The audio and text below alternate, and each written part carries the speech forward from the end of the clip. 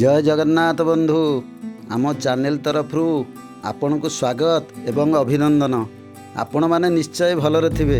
भगवान करंतु ए सारा सृष्टि भलरे रहू। आज आउ एक पवित्र पीठर दर्शन रे जिबा ताहा हेउची महांगार गुप्त वृंदावन भगवान विनोदी बिहारींकर विजयस्थली। जय विनोद बिहारी हे गति मुक्ति दाता तुम्हें, हे कुंज बिहारी रंगा अवतारी जनमी धरा धामे। जय विनोद बिहारी हे गति मुक्ति दाता तुम्हें। ए पावन क्षेत्र अति प्राचीन। भगवान विनोद बिहारी और श्री राधांक दुई पार्श्वरे सहचरी विशाखा और ललिता जुगल मूर्तिंकर अपरूप सौंदर्यर प्रतिफलन घटी। सहचरी द्वयंक प्रतिमारे सौंदर्य शृंगारिक। राधा दामोदर को मिलित कराबा पई विशाखा और ललिता ही संयोजिका। जय जगन्नाथ। भगवान गुप्त वृंदावन विनोदी बिहारी पवित्र स्थली रे आमे आसी पहुँचलु। आसंतु भगवान विनोदी बिहारी पावन मूर्ति को दर्शन करवा एवं तांको आशीर्वाद लाभ करवा। आसंतु बंधु।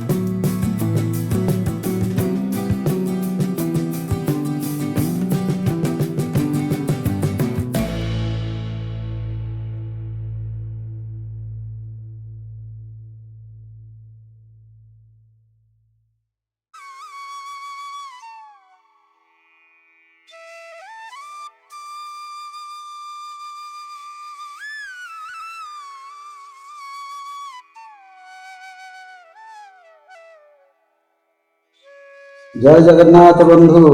महांगार ऐतिह्य और संस्कृति सहित संपृक्त गुप्त वृंदावन पवित्र विनोद बिहारी मंदिर रे आमे उपस्थित अच्छु। आज पावन बेला मंदिर पूजक महाशय आम पाखे अच्छा। आसतु तांकठारु एई विनोदी बिहारी पवित्र लीला खेला विषय रे आ ये क्षेत्र विषय रे किछि जानिबा। नना नमस्कार। जय श्री राधा विनोद। आमे भगवान के विषय किसी जानिबा को चाहू। तांकर नीतिकांति ठाकुर केମିତି स्थापन हेले से विषय आपण किछि कहया हुन। ठाकुरଙ୍କ स्थापन तो 500-600 वर्ष पूर्व। आगे तो से विषय रे मोर एते अभिज्ञता नाही जेतु मोर बयस कम। तो पुराना लोक माने से विषय जानते भल करी। आ मोर कहबाटा भूल अब से विषय केମିତି कोन स्थापन हेले के ठीक से कहि पारंतनी विषय रे। आउ तापरे ठाकुरଙ୍କର तो बहुत महिमा अलगा प्रकार। डाकिले तो कथा कहनी ठाकुर सब कथा शुणते। तुम एबे किछि मानसिक करिक जीव सांगे सांगे तुम मानसिक पूरा हो जीव। आउ ठाकुरଙ୍କର तो जेमिति जगन्नाथ मंदिर रे 12 मासरे 13 पर्व एठी भी सया 12 मासरे 13 पर्व बहुत नीतिकांति अछि। एठी जेमिति दो यात्रा चंदन यात्रा प्रसिद्ध यात्रा एठी। तापरे झुलन यात्रा अन्नकोट रे जोटा कि हमर 10,000 पाखापाखि 8,000 एमती लोक प्रसाद सेवन करते नाई सेटा होची आपणकर दीपावली पर दिन आमर प्रतिपद दिन प्रतिपद आउ तापरे झुलन हुए ତାପରେ ଠାକୁରଙ୍କର ଚନ୍ଦନ ଲାଗି ବି ଚନ୍ଦନ ଯାତ୍ରାରେ ହୁଏ। ଆଉ ବର୍ତ୍ତମାନ ଶୀତ ଦିନରେ କାର୍ତ୍ତିକ ମାସରେ ଦଶହରା ପରଠାରୁ ଏକାଦଶୀ ଠାରୁ 35 ଦିନ କାର୍ତ୍ତିକ ପୂର୍ଣ୍ଣିମା ପର୍ଯ୍ୟନ୍ତ ମଙ୍ଗଳ ଆଳତି ହୁଏ। ଆଉ ଏମିତି କାର୍ତ୍ତିକ ପୂର୍ଣ୍ଣିମା ପରଠାରୁ ଠାକୁରଙ୍କୁ ଶୀତ ବସ୍ତ୍ର ପିନ୍ଧାଯାଏ। ତାପରେ ଏଇ ଯୋଉ ଗଲା ଏବେ ଓଢଣୀ ଷଷ୍ଠୀ ଠାରୁ ଠାକୁର ଘୋଡେଇକି ବସନ୍ତି। ଏଇ ଯୋଉ ବସିଛନ୍ତି ଏବେ ଶୀତ ବସ୍ତ୍ର ଦିଆଯାଏ ଶୀତ ଭଗବାନଙ୍କୁ। ବସ୍ତ୍ର ଘୋଡେଇକି ବସନ୍ତି। ତାପରେ ଠାକୁର ଘୋଡେଇକି ଶୁଅନ୍ତି। ଠାକୁର ସକାଳୁ ଉଠିକି ସ୍ନାନ କରନ୍ତି। ସ୍ନାନ କଲା ପରେ ତାଙ୍କର ନୀତି ଜଳପାନ ନୀତି ହୁଏ। ତାପରେ ଅନ୍ନପ୍ରସାଦ ନୀତି ହୁଏ। ଅନ୍ନପ୍ରସାଦ ନୀତି ହେବା ପରେ ଠାକୁର ପୁଣି ଥରେ ଶୟନ କରନ୍ତି। ଶୟନ କରି ପୁଣି 4ଟା ବେଳେ ପୁଣି ଉଠି ସନ୍ଧ୍ୟା ଆଳତି ହୁଏ। ସନ୍ଧ୍ୟା ଆଳତି ହେଲା ପରେ ବର୍ତ୍ତମାନ ରାତିରେ ଭୋଗ ହୁଏ କଣ ନା ଅନ୍ନ ପ୍ରସାଦ ହୁଏ, ଡାଲମା ହୁଏ, ଭର୍ତ୍ତା ହୁଏ, କ୍ଷୀର ଦିଆଯାଏ। ଠାକୁରଙ୍କୁ ସବୁଦିନ ନୀତି ପରେ ପାନ ଭୋଗ କରାଯାଏ। ପାନ ଭୋଗ ଦିଆଯାଏ।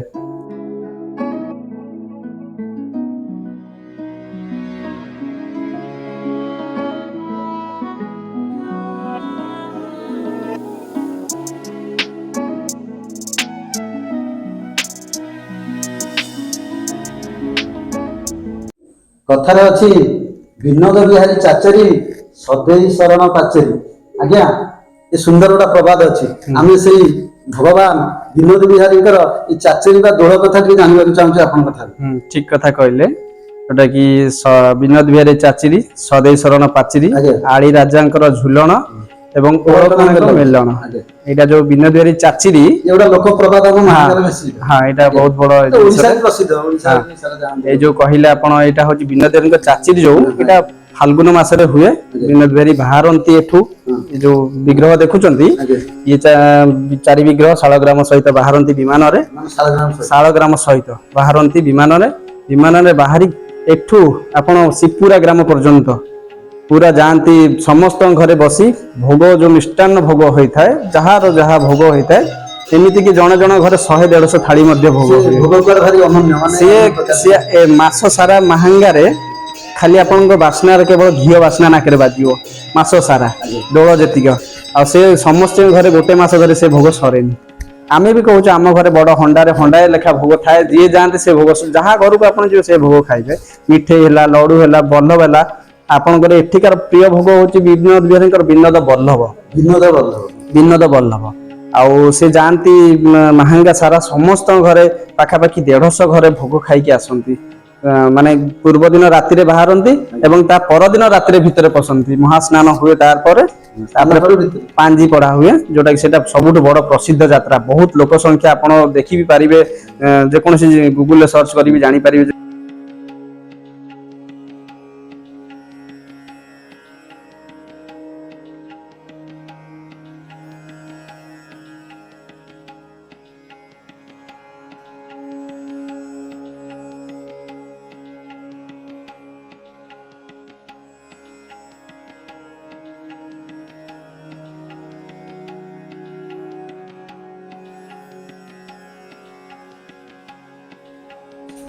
ବିନୋଦ ବିହାରୀଙ୍କର ପାବନ ପରିସରରେ ବୁଲୁ ବୁଲୁ ମାଙ୍କ ଦର୍ଶନ ପାଇଲୁ। ମା ପ୍ରତ୍ୟେକ ଦିନ ଆସନ୍ତି ଏବଂ ଭଗବାନଙ୍କୁ ଦର୍ଶନ କରନ୍ତି। ଆଜ୍ଞା ଆପଣଙ୍କ ନାଁ ଟିକେ କହିବେ। ମନୋରମା ସାହୁ, ମା ଘର ମାହାଙ୍ଗା। ମାଙ୍କ ଆଜ୍ଞା। ଆଉ ପ୍ରଭୁଙ୍କ ବିଷୟରେ ଆପଣଙ୍କ ଠାରୁ କିଛି ଶୁଣିବାକୁ ଚାହୁଁଛୁ। ପ୍ରଭୁଙ୍କ ବିଷୟରେ କ'ଣ କହିବି? ପ୍ରଭୁଙ୍କ ବିଷୟରେ କହିବା ତ ଅତ୍ୟୁକ୍ତି ହେବ।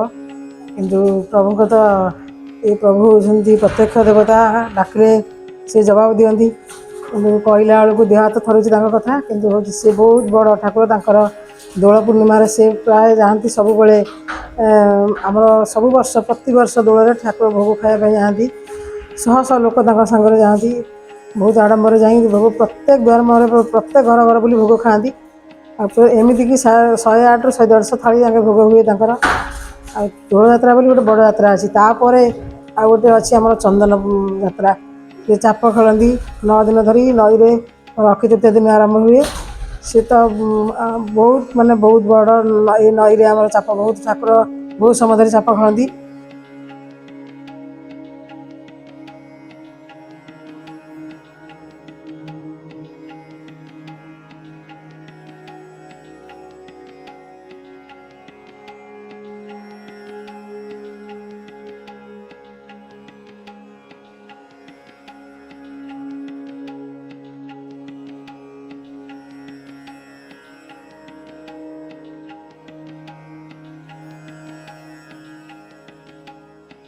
ଏଇ ଗୁପ୍ତ ଯମୁନା ହଉଛି ଜରିଆ ନଈ ଶାସ୍ତ୍ର କହୁଛି। ଆଉ ମାଳିକା ବି ସେଇ କଥା କହୁଛି। ନିଶ୍ଚିତ। ଠାକୁରଙ୍କର ଯୋଉ ଚନ୍ଦନ ଯାତ୍ରା ହୁଏ ସେ ବିଷୟରେ ଆପଣ ଟିକେ କହିବେ। ଚନ୍ଦନ ଯାତ୍ରା ତ ଅକ୍ଷୟ ତୃତୀୟା ଠାରୁ ଭିତର ଚନ୍ଦନ ଆରମ୍ଭ ହୋଇଯାଏ ଏବଂ ଏକାଦଶୀ ଠାରୁ ପୂର୍ଣ୍ଣମୀ ପର୍ଯ୍ୟନ୍ତ ବାହାର ଚନ୍ଦନ ଚାପ ଖେଳନ୍ତି ଠାକୁର। ଠାକୁର ଡଙ୍ଗାରେ ଯାଆନ୍ତି, ନଈ ମଝିରେ ଚାପ ଖେଳନ୍ତି, ବୁଲନ୍ତି। 5 ଦିନ ପଡ଼େ, କୋଉ ବର୍ଷ 6 ଦିନ ପଡ଼େ, ସେମିତି ଚାପ ଖେଳନ୍ତି ଠାକୁର ସେଠି। ଏବଂ ଏ ନଈକୁ କହିଲେ ଯୋଉ ଆପଣ ଗୁପ୍ତ ଡଙ୍ଗା ବା ଗୁପ୍ତ ଯମୁନା ବି ଯାହା କହିଲେ, ଏଠି ବହୁତ କିଛି ଅଲୌକିକ ଜିନିଷ ଅଛି। ଯେମିତିକି ଆଗରୁ ଆପଣଙ୍କର ଯଦି କିଛି ଦରକାର ଥିଲା, ବାହାଘର, ବ୍ରତଘର, ଯେକୌଣସି କାର୍ଯ୍ୟରେ ଆପଣ ଗୋଟେ କାଗଜରେ ଲେଖିଦେବେ ଯେ ମୋର ଏଇ ଜିନିଷ ବାସନ କୁସନ ଦରକାର, ମାନେ ଏଇ ଅନେକ ଦିନ ତଳର କଥା, ଅନେକ ଦିନ ତଳ କଥା, ସେଠି ଲେଖିକିରି ସେ ଜରିଆ ନଈ ପାଖରେ ଦେଇଦେଇଥିଲେ। କୂଳରେ ଆପଣ ଥୋଇଦେବେ। ଆଜ୍ଞା। କୂଳରେ ଆପଣ ଥୋଇଦେଲା ପରେ ସକାଳୁ ରାତିରେ ଥୋଇଦେବେ, ଭୋରୁ ଭୋରୁ ଆପଣଙ୍କୁ ଜିନିଷଟି ମିଳିଯିବ ଏବଂ ଆପଣଙ୍କ କାମ ସରିଲା ପରେ ପୁଣି ଆପଣ ଜିନିଷଟି ଏଇ ତ ଫେରସ୍ତ ବହୁତ କରିଦେବେ। ଅଲୌକିକ ଘଟଣା। ବହୁତ ଅଲୌକିକ। ଆଉ ଏବେ ଖାଲି ଆଜ୍ଞା ସେଗୁଡା ହଉନି ଆଉ। ଏବେ ସେ ସବୁ ହଉନି, ଯେହେତୁ ଆଉ ସେ ଭଳିଆ ଲୋକ ନାହାନ୍ତି, ପବିତ୍ର ଆତ୍ମା ଲୋକ ନାହାନ୍ତି, ସେମିତି ଆଉ ଏସବୁ ଜିନିଷ ହଉନି। ଆଉ କୁହାଯାଏ ଜରିଆ ଯୋଉ ଗୁପ୍ତ ଯମୁନା କହୁଛେ ଆମେ, ଜରିଆ ନଦୀ ବହୁତ ଗଭୀର। ସେଇ ଗଭୀର ବିଷୟରେ ମାନେ କେହି ଆଜି ପର୍ଯ୍ୟନ୍ତ, ବହୁତ ବୈଜ୍ଞାନିକ ଆସିକି ମଧ୍ୟ ଜରିଆ ନଈରେ ମାପିବାକୁ ଚେଷ୍ଟା କରିଛନ୍ତି, ଯାହା ଫଳରେ ସେ ତାଙ୍କର କଡି ଫଡି ପକେଇକିରି, ଚେନ୍ ପକେଇକିରି ମାପିବାକୁ ଚେଷ୍ଟା କରୁଛନ୍ତି, ଯାହା ଫଳରେ ସେ ଡଙ୍ଗାଟି ହଲେ ଅଟୋମେଟିକ। ହଁ, କେହି ଜାଣିପାରନ୍ତିନି ଯେ କାହିଁକି ହଲୁଛି ଡଙ୍ଗା, ଭୟ କରିକି ବାହାରି ପଳାନ୍ତି, କେହି ମାପି ପାରିନାହାନ୍ତି, କେହି ମାପିପାରି। ଏଠି ମଧ୍ୟ ଆଉ ଗୋଟେ ଜିନିଷ ଅଛି, ମାଳିକା ଲେଖା ଅଛି ଯେ ଏଠି ଚିତ୍ତଳ ମାଛ ଅଛି।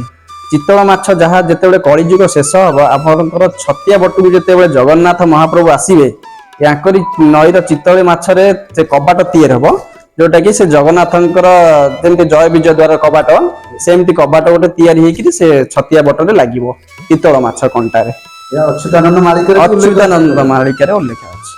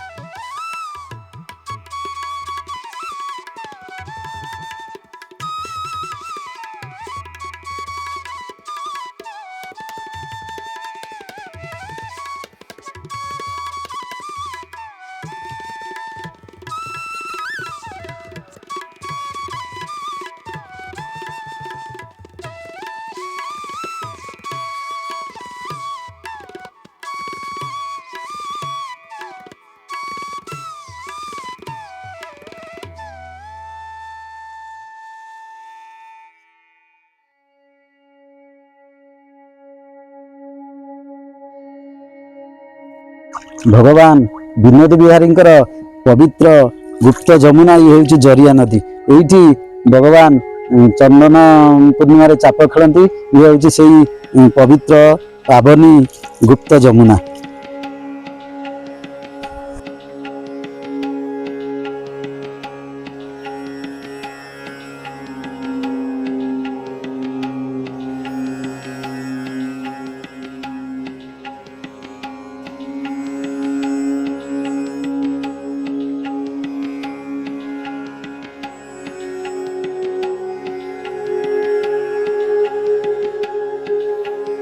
जय श्री राधा विनोद। मो ना सुजित मुखर्जी। मु विनोद बिहारी सेवायत। मो बापा थिले सेवायत, मो बापा बापा भी थिले सेवायत। जेहेतु आम ठाकुर सांगे ओडिशा आसिक रहीचु, आम बंगीय ब्राह्मण। आउ मो बापा अजा 14 पुरुष ठाकुर सेवायत थिले, मु भी सेवा करुच्ची। तेणुक ठाकुर विषय मु किछि कहवाकू चाहूँगी। तो एठी विनोद बिहारी बहुत कहया गले तो सरबनी, बहुत अलौकिक घटना सब घटी। ता मध्यरु मोर एई किछि दिन तले गोटे अलौकिक घटना देखा पाइली, जोटा कि माने इठिकार जने बासिंदा स्त्री लोक ଚନ୍ଦନ ପୂର୍ଣ୍ଣିମା ବେଳେ କିଛି ମୂଲ୍ୟବାନ ଜିନିଷ ତାଙ୍କର ନଈ କୂଳରେ ହଜେଇ ଦେଇଥିଲେ, ଯାହାକି ଖୋଜି ଖୋଜି ସେ 1 ମାସ ଧରି ପାଉନଥିଲେ। ତ କିଛି ଦିନ ଭିତରେ ସେ ଆସିଲେ ଠାକୁରଙ୍କ ପାଖରେ, ସାଙ୍ଗେ ସାଙ୍ଗେ କହିକି ଗଲେ ଯେ ଠାକୁର, ଯଦି ମୋର ସେ ଜିନିଷଟି ପାଇଯାଏ ତାହେଲେ ତମ ପାଖରେ କାଠିଆ କଦଳୀଟି ଭୋଗ କରିବି। ସାଙ୍ଗେ ସାଙ୍ଗେ କହିକି ସେଇ ଜାଗାକୁ ଯାଇଛନ୍ତି ଯୋଉ ଜାଗାରେ ସେ ଜିନିଷଟି ହଜି ଯାଇଥିଲା, ସେଇ ଜାଗାକୁ ଯାଇଛନ୍ତି। ସେଇ ଜାଗା ଗଲା ପରେ ଦେଖିଛନ୍ତି ଯେ ସେଇ ଜିନିଷଟି ସେଇଠି ଥୁଆ ହେଇଛି। ତ ସାଙ୍ଗେ ସାଙ୍ଗେ ସେ ଆସିକି ଏଇ କଥାଟି ମତେ କହିଲେ, ନନା ଆଉ ଏଇଭଳିଆ ଜିନିଷ ମୁଁ ସାଙ୍ଗେ ସାଙ୍ଗେ କାଠିଆ କଦଳୀଟି ଯାଚିକି ଯେମିତି ଗଲି, ମାସେ ହେଲାଣି ମୁଁ ଖୋଜୁଛି ସେ ମୂଲ୍ୟବାନ ଜିନିଷଟି ମୁଁ ପାଉନଥିଲି, ଆଜି ସେଇଠି ପଡିଛି ସେଇ ଜିନିଷଟି ଯୋଉଠି ହଜିଥିଲା ସେଇଠି ପାଇଗଲି। ଇଏ ଗୋଟେ ଛୋଟ ଅନୁଭୂତି ମୁଁ ନିଜ ଆଖିରେ ଦେଖିବାର ଏଇ 2 ମାସ 3 ମାସ ତଳର। ତ ଆଉ ସବୁ ବହୁତ କିଛି ଅଛି ଯୋଉଟା କି କହିଲେ ସରିବନି। ଆଉ ଏତିକିରୁ ଆପଣ ଜାଣିପାରୁଥିବେ ଠାକୁରଙ୍କର ବହୁତ ମହିମା ଅଛି। ଯାହା ହଉ ନନା, ଭଗବାନଙ୍କ ବିଷୟରେ କେତେ ସୁନ୍ଦର କଥା ଆମକୁ ସବୁ କହିଲେ, ସାରା ଦୁନିଆ ସେଇଟା ଜାଣିବ। ଆଉ ଭଗବାନ ତ ସ୍ୱୟଂ ସେ ସୃଷ୍ଟିକର୍ତ୍ତା।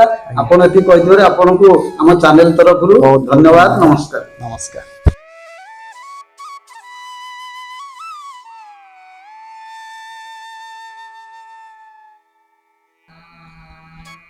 ଘଣ୍ଟି ଦେଖୁଛନ୍ତି ନା, ଏ ଘଣ୍ଟିର ତାତ୍ପର୍ଯ୍ୟ ହେଉଛି ଘଣ୍ଟି ଭୋର 5ଟାରେ ପୁରା ବାଜିବ, ବାଜିଲେ ପ୍ରାୟ 5 କିଲୋମିଟର ଯାକେ ଶୁଭେ। ଏ ଘଣ୍ଟି ପ୍ରଭୁଙ୍କର ଏମିତି ଆଶୀର୍ବାଦ, ଏ ଘଣ୍ଟି ବାଜିବ ମାନେ ସମସ୍ତ ସାରା ଆମର ଏ ଗାଁ ପଡ଼ିଆ ସମସ୍ତେ ଉଠି ପଡ଼ନ୍ତି। ବାବା ଉଠିଲେ, ପ୍ରଭୁ ଉଠିଲେ ବୋଲି ସମସ୍ତେ ଉଠି ପଡ଼ନ୍ତି।